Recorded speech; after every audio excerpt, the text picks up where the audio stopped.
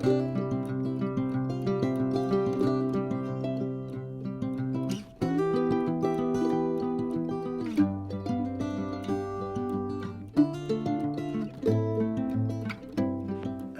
update on the indoor lettuce and kale growing project where I'm growing it in the garage. Some of the things are growing quite well here. Some are almost spent, but like this one, I'm still getting lettuce off of it. These two are kale. I am regrowing things. I'm started a new tray here of red romaine lettuce, which will be transplanted into some of these other pans once I pull the lettuce that's in them. This is still the lettuce from the green stalk tower packet of seeds, and I'm still getting a lot of lettuce off of it. I had some browning of the leaves, but it is by far the best lettuce, flavor-wise and texture-wise and everything-wise that I've grown. Over here, I still have some broccoli microgreens. They really need to be pulled out, but I've been busy with other things. Here's one of the pans that I put some odd lettuces into, transplanted it. On these shelves, the lettuce is still growing well. I do have this one pan here that I'll probably be pulling the lettuce plants out this week and replacing them with some of those red romaine from the other shelf. I have some red Russian kale here, some salad bowl lettuce that's about spent. The arugula has gone wild. It's going to get pulled out and replaced. I've just been clipping off, like you can see where there are some small leaves, and I'll just clip off a few leaves even though it's gone to seed. I'll take those few leaves and toss them in salads. Down here is my Cuban oregano, which has developed pretty pink leaves on it. I don't know if it's supposed to be pink. I haven't seen any pictures. Back here is my totally out of control cilantro plant. What's funny is I tried all summer to get cilantro to grow. Didn't grow. I planted this here in the garage, and now it's too tall for the shelves and going to seed.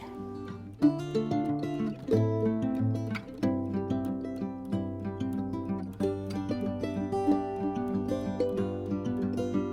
guess you could call this my quick tour of the disaster zone. This is the greenhouse. As you can tell, there's lots of work that needs to be done out here. I've got the tower with 2 different kinds of kale growing.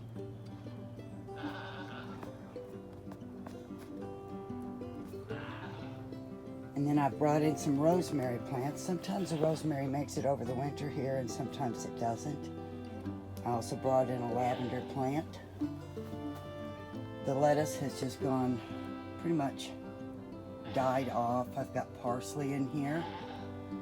That's arugula back there that needs to be pulled. A lot of work that needs to be done in here. Down here I have some Italian parsley, and it's growing way over across the pot with this Swiss chard in it. Another Swiss chard here. More Swiss chard and kale. Parsley.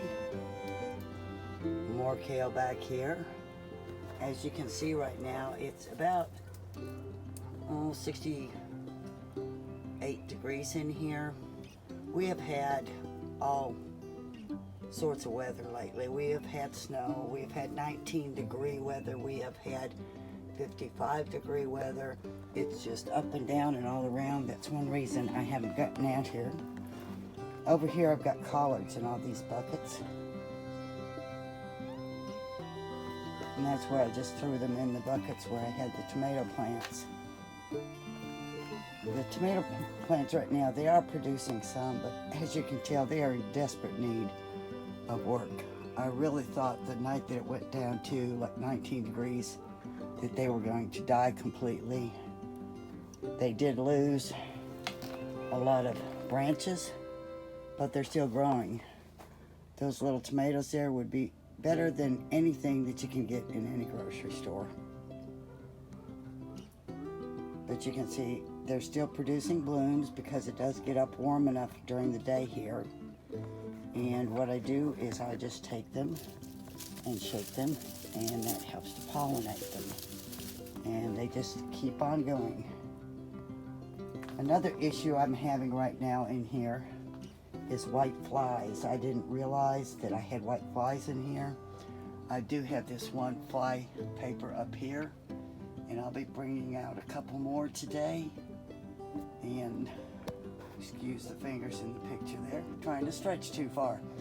Anyway, I'll be bringing out a couple more of these fly traps, the sticky traps, because the white flies have decided they'll take over. Last year it was aphids in the winter. This year it's white flies. Let me see if I can get some here where you might see them fly around. I found some on the collard greens when I picked them yesterday.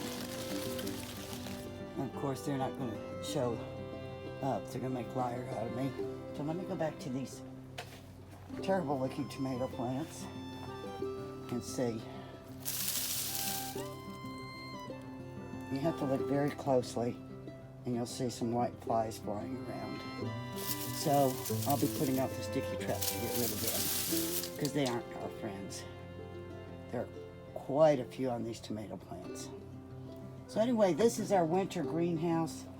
It's just been kind of sitting here. I've been very involved in another project, and that is project of rescuing a dog. We've named her Gracie. She unfortunately had been dumped along a country highway.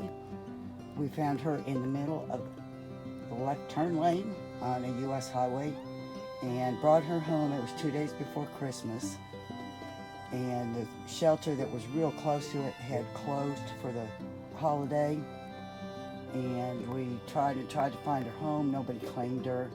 I was pretty sure they wouldn't because she had a huge growth on her stomach. But I'm going to post a little video of Gracie. She has been wonderful to take care of. I have had fantastic help from some of my Facebook friends. Some friends I've known for, gosh, 56 years. Some that I've met in the last 6 months. They've helped out financially with Gracie's excessive medical bills. She did have multiple tumors on her stomach, but she is just a happy camper. So I will post a video of her along with these. Y'all have a good time.